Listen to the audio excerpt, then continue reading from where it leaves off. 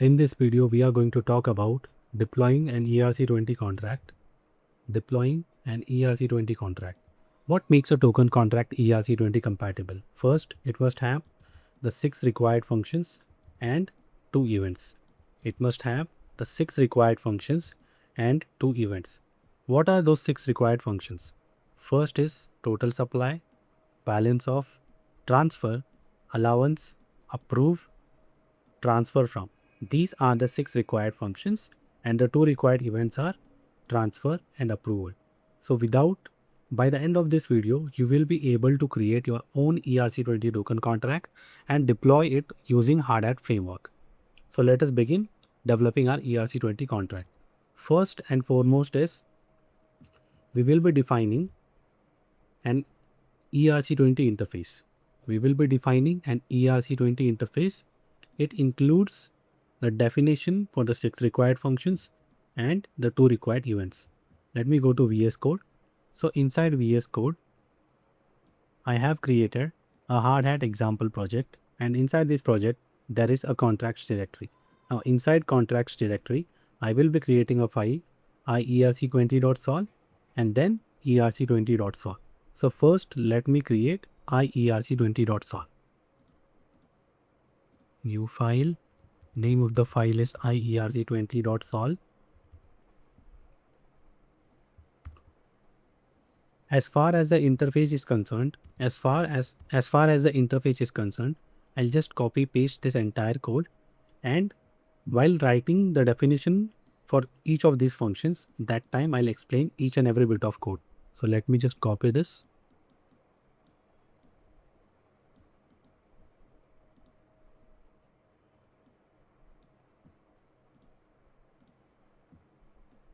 Let me just copy this. I think I cannot copy it. Okay, no problem. So let us create our first ERC20 interface. Initially, you are supposed to write the SPDX license identifier. Since smart contract code is all open source, hence we are required to specify the SPDX license identifier. After that, the Solidity compiler version. We will be using the compiler version 0.8.28 because this is the same compiler version which is being used inside the Hardhat config file. And the name of the interface is IERC20. It has 2 events, event transfer. Its parameters are from, to, and at last U_256 value. Then we have the event approval. Its parameters are owner. After owner, we have spender, and after spender, the amount the spender can spend on behalf of the owner. Then let us define our 6 required functions. First is totalSupply. It is an external view function that returns unsigned integer 256. Second is our balanceOf function. It takes in an input argument account and will return the balance for that account. Again, it is external view returns. Since balance is unsigned integer 256, hence it is returning UN256. Then we have our function transfer, which accepts the receiver's address and the amount that needs to be transferred.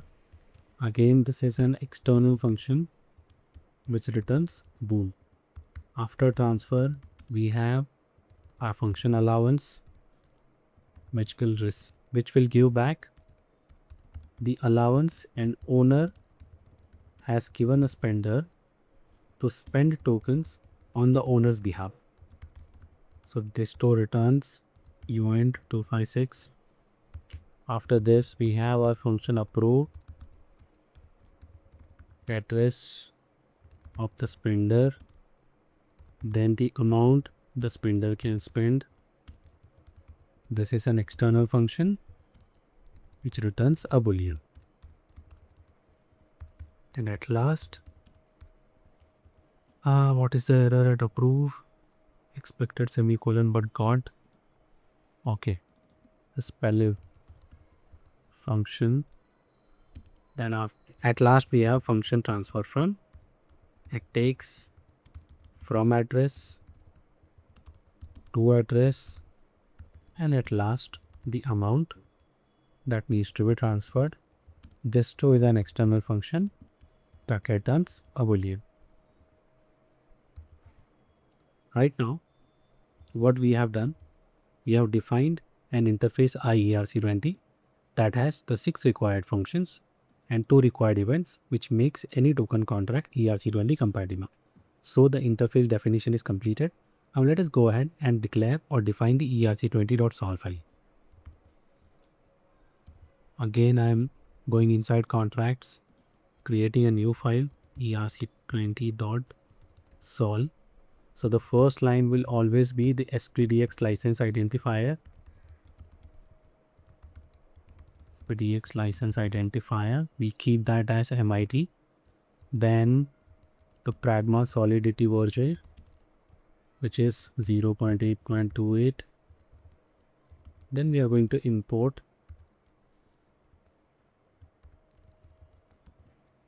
our ERC20 interface from the same level. Here we have imported it, and now we are going to define contract ERC20 is IERC20. Contract ERC20 is IERC20. When we say that this ERC20 is IERC20, then we are bound to give the definition for all the 6 required functions. Only then this error, which is showing contract ERC20 should be marked as abstract, this will be removed once we have defined all the definition for the 6 required functions. Let us go ahead and do that. First, we will define the state variables. Each token contract has its own name, has its own symbol, and the number of decimals which are being used to represent one token value. So by default, we will assign that to ET. Then what is the total number of tokens that will ever exist? Let us call that as total supply. After this, we will be defining 2 mappings. First will be a mapping from address to uint 256. This will be an internal. Its visibility will be internal. Let us call this as balanceOf. Then we will have our second mapping, which will be a nested mapping from address, and its value itself will be another mapping having the key as address and value as uint 256.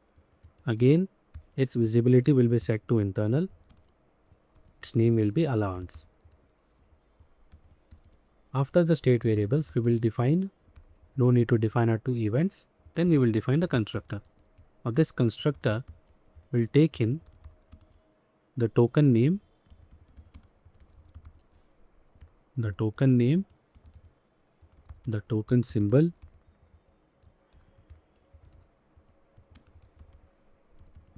and the total supply.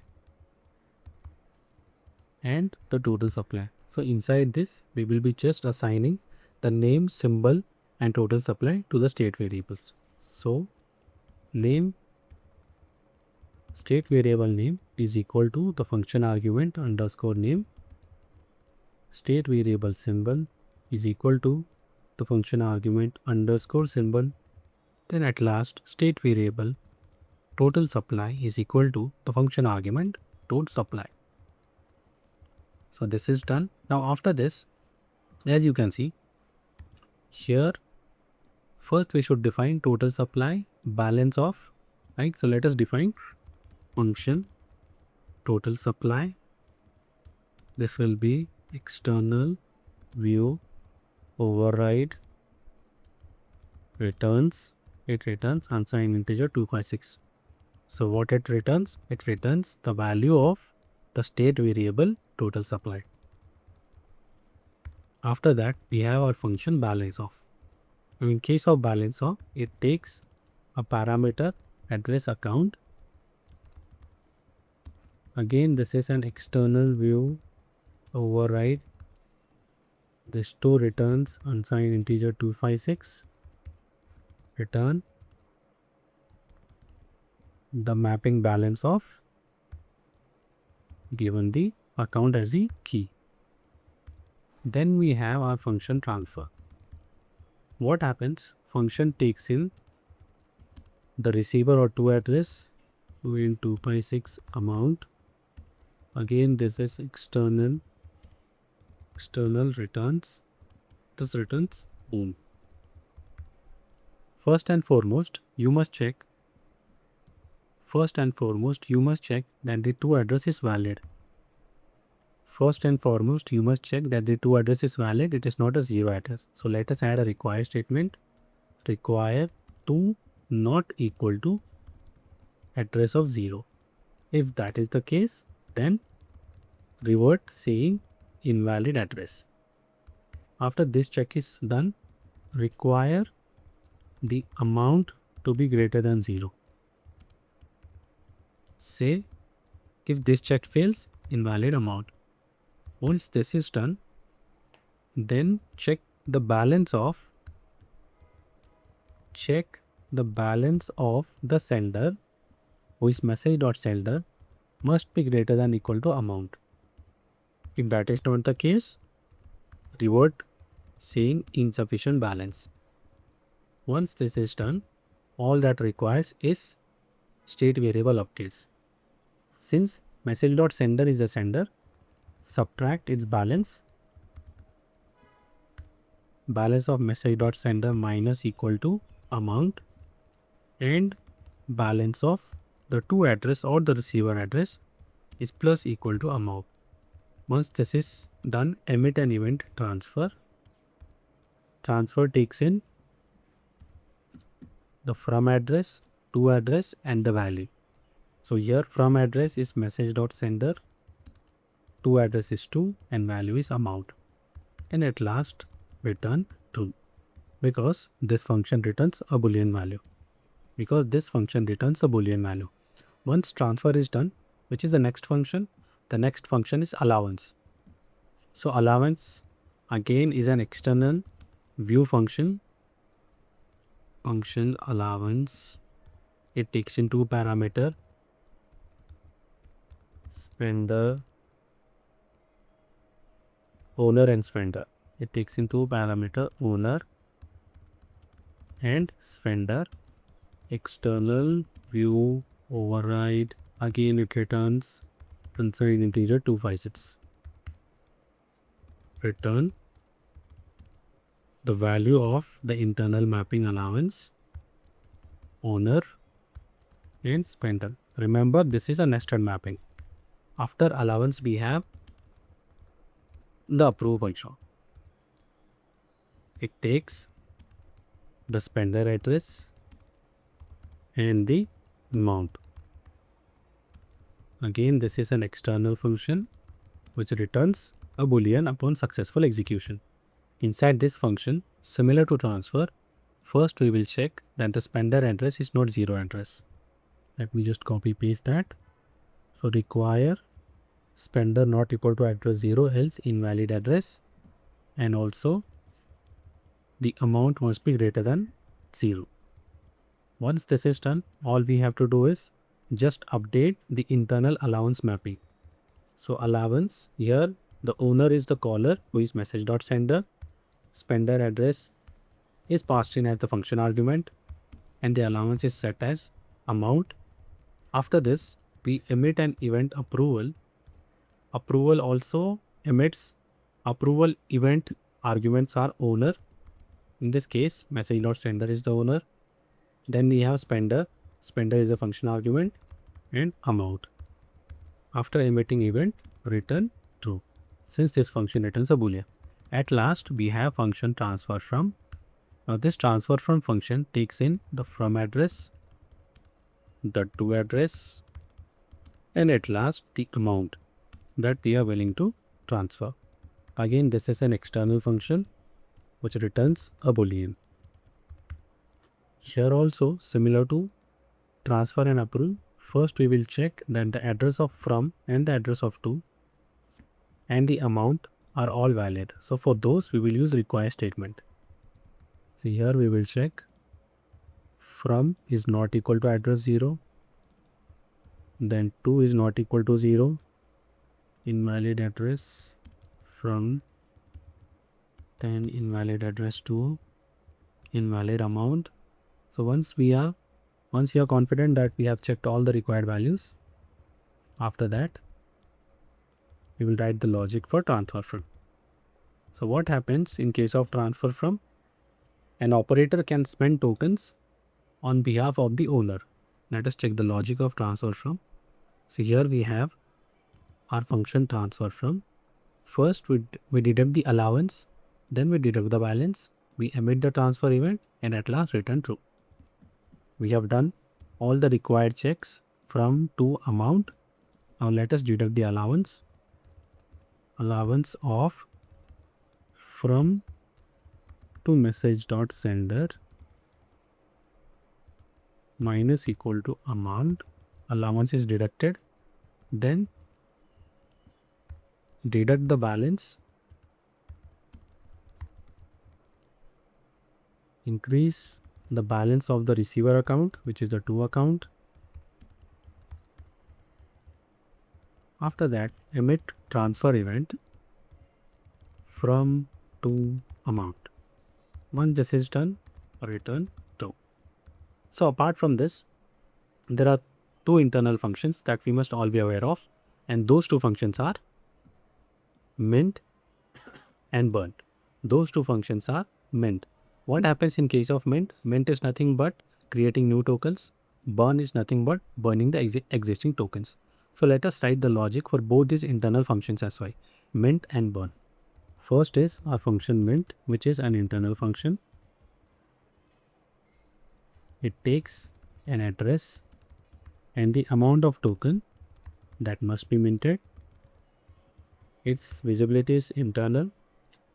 As we said, since minting of tokens creates new tokens, hence this will update or increase the total supply by the amount, and it will increase the balance of 2 with the amount of tokens that we have minted.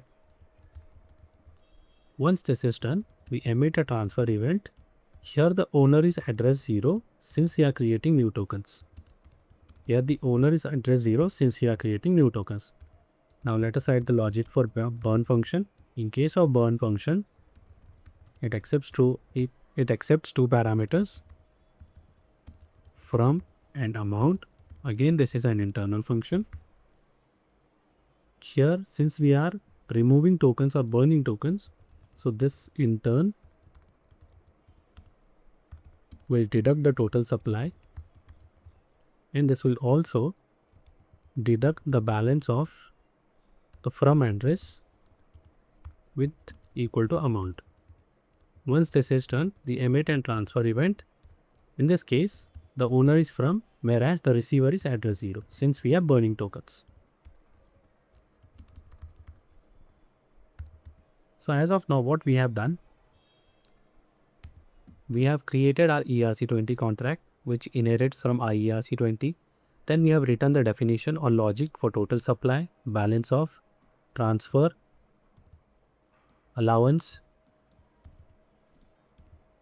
approve, transfer from, and the two internal functions mint and burn. Now let us write functions that will internally invoke the mint and burn function. Just below the constructor, I'll write function mint. Function mint, it takes two parameters, address of 2 and the amount. External, what I'll do, okay, function mint, and this will internally call the mint function with 2 and amount. So this is how you write logic to invoke internal functions. However, just for understanding purposes, I haven't added any modifiers. That is, anybody can call this function mint and create new tokens. But in real case scenarios, this is not the case. You must add an access modifier. That is, this function mint can only be invoked by only owner or only admin. After that, we have the function burn. Now this burn function also takes two parameters, but here we will only accept uint256 amount, uint256 amount, and then we will call the internal function burn by passing the from address to be message.sender. By doing this, we ensure that the one who is calling the contract can only burn their tokens and not somebody else's token. And then here we pass in the amount. So we have also written external functions which would internally call these two functions mint and burn. Mint and burn. Now since our contract is almost completed, now let us compile our contract. What I have done, I have opened an integrated terminal in VS Code. Since this is an Hardhat framework, so what I'll do, I'll run lpx hardhat compile. So it says compiled two Solidity files with solc 0.8.28. So the compilation is successful. After compilation, we have to deploy this contract. Now prior to deployment, we need to write a deployment script. What are those deployment scripts? So in Hardhat, the deployment scripts are written under Ignition. So under directory Ignition, we have this modules directory. Inside modules directory, we already have a counter.ts which defines the logic of how to deploying the counter.sol smart contract. So by referring this counter.ts, we will create an ERC20.ts which will deploy our token contract. Let us open counter.ts, and inside the modules directory, let us create a new file which will be ERC20.ts. After creating ERC20.ts, let me split this. I cannot split it to right. Split and move. Split down. Okay, so here at the bottom we have ERC20.ts which is under Ignition modules, and at the bottom we have counter.ts which is again under Ignition modules. Now let us write the deployment logic for ERC20.cs. The first line will remain the same. I will copy that. I have copied it. After copying it, export default build module. The name of the module will be ERC20 module. Then it will accept callback function. Inside that callback function, first we will load our ERC20 contract using const ERC20 is equal to m.contract and the name of our contract, which is ERC20. Once this is done, our ERC20 contract will be deployed, or it has constructor arguments which takes in name, symbol and total supply, which takes in name, symbol and total supply. So here we'll have to write, since we have loaded our contract, let us check the definition of contract. It takes param contract name, then it takes arguments, the arguments to pass to the constructor. Let me open this. Here you can see arguments is nothing but argument type, which is an array. So what we will do, here we have already said the contract name is ERC20, and next here we will pass in the arguments. What does our ERC20.sol accepts? It accepts name, symbol and total supply. So let me add that. Let me add the name to be my token. Symbol will be MTK and total supply will be say 1000. Total supply will be 1000. Once this is done, let us go back to counter.ts. After deploying the contract, it is calling the increment y function, but there's no need for us to call any functions of the ERC20. So we just return our ERC20 object. So we just return our ERC20 object. So we have equal to return ERC20. So this is done. Now let me again open the terminal. I'll close this. Control. Here we are. Now how to deploy this? Let us go to our readme file. Inside readme file, as we can see, make a deployment to Sepolia to run. Here it is. To run the deployment to a local chain, run this command npx hardhat ignition deploy ignition modules, and in our case it will be ERC20.ts. Let me copy this.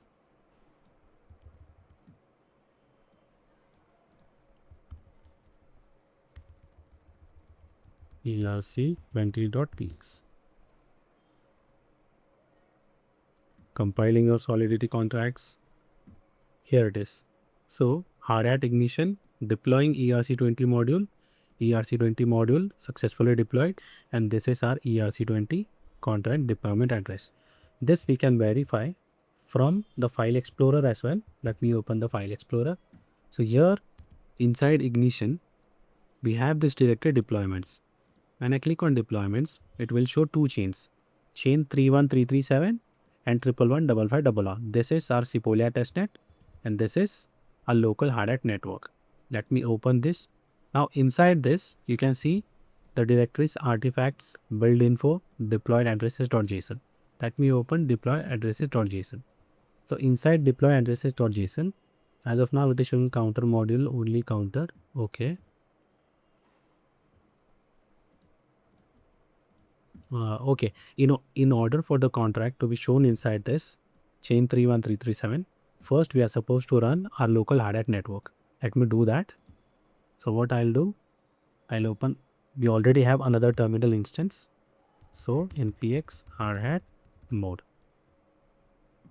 So here a local Hardhat network is running on this terminal instance. Now I'll go to the previous terminal instance. And again I'll call npx hardhat. Again I'll call npx hardhat ignition deploy ignition modules ERC20.ts, and I will pass in the network as localhost. If I go to where the blockchain node is running, you can see the last log contains this line: funds sent on live network to accounts with publicly known private keys will be lost. Let me invoke this. Here you can see again it's showing Hardhat Ignition ERC20 deployed successfully. Now let us check the node where our blockchain was running. As you can see, the last statement was this. Now after deployment, we have got these many logs. So ideally our contract is deployed on the local running blockchain network. Let us verify this from our Ignition directories. So inside Ignition directory, as you can see, this is our ERC20 module address which is deployed. So this is how you deploy your contract using Hardhat framework. First, you write the contract logic inside contracts directory. Once you have written that, then you compile your contracts. After compiling your contracts, you go to Ignition modules, you write the deployment script. Once you have written the deployment script, then all you need to do is invoke the command npx hardhat ignition deploy, path of the deployment script followed by the network where you want to deploy. Since we have deployed on the local network, hence it is -- network localhost. After deployment, you can open the chain number, a folder created by the chain - the network ID. Open the deployed address.json file, and inside that file you will find the deployed address of your contract. So this is how you create your own ERC20 contract, and using Hardhat you can deploy it to any network given the network flag using npx hardhat ignition deploy. I hope you would have learned something valuable. If you like what we are creating, please do like, share and subscribe. Thank you.